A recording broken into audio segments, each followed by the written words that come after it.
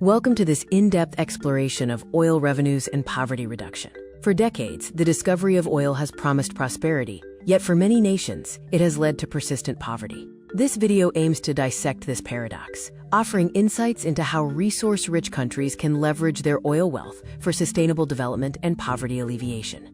The promise of oil wealth often appears as a golden ticket to development. However, history shows a more complex reality. Many oil-rich nations struggle with poverty, inequality, and instability. This is the paradox we will explore.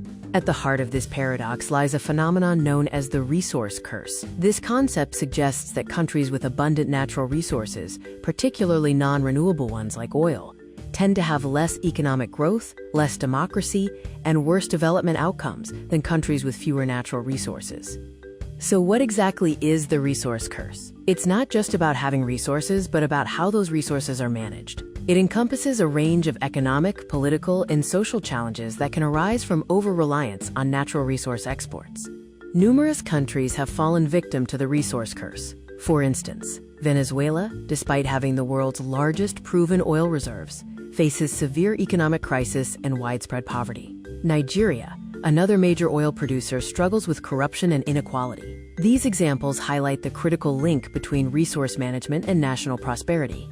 The resource curse isn't a single issue, but a combination of interconnected mechanisms. Let's explore the key factors that contribute to this phenomenon. One primary mechanism is the volatility of oil prices. The global oil market is notoriously unpredictable. Price swings can lead to boom and bust cycles, making it difficult for oil-dependent economies to plan for the long term and achieve stable growth.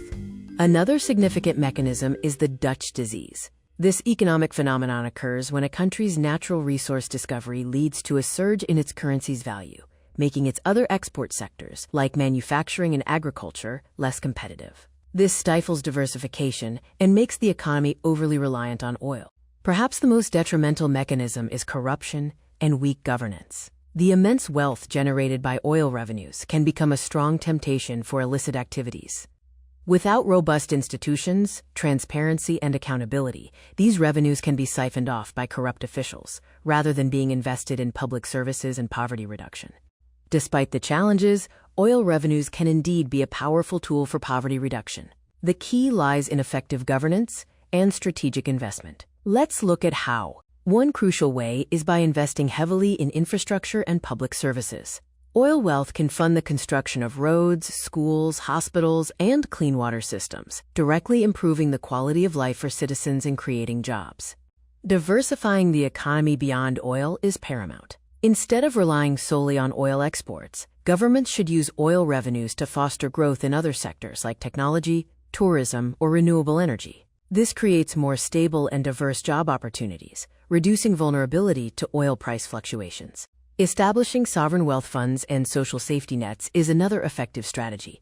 Sovereign wealth funds can save a portion of oil revenues for future generations, while social safety nets provide direct financial assistance or essential services to vulnerable populations, ensuring that the wealth benefits everyone. To better understand these dynamics, let's examine some real-world case studies, examples of both success and struggle. Norway stands as a prime example of a country that managed its oil wealth effectively. Through transparent governance, a robust sovereign wealth fund, and long-term economic planning, Norway has transformed its oil revenues into sustained prosperity and a high standard of living for its citizens. In contrast, some African nations have struggled with their oil wealth. Factors like political instability, high levels of corruption, and a lack of investment in non-oil sectors have often led to the resource curse taking hold, perpetuating poverty despite significant oil revenues.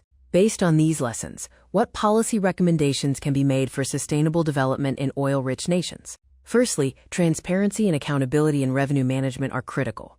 Implementing strict regulations, independent oversight bodies, and publicly accessible financial records can prevent corruption and ensure that oil revenues are used for the public good. Secondly, strengthening institutions and actively pursuing economic diversification are vital. Investing in education, technology, and good governance, while actively promoting growth in non-oil sectors, can build resilient economies that benefit all citizens. In conclusion, oil revenues present both immense opportunities and significant risks. The critical factor determining whether they lead to poverty reduction or perpetuate the resource curse is policy and governance. With sound strategies, transparency, and a commitment to long-term sustainable development, oil-rich nations can truly transform their natural wealth into lasting prosperity for their people. Thank you for watching.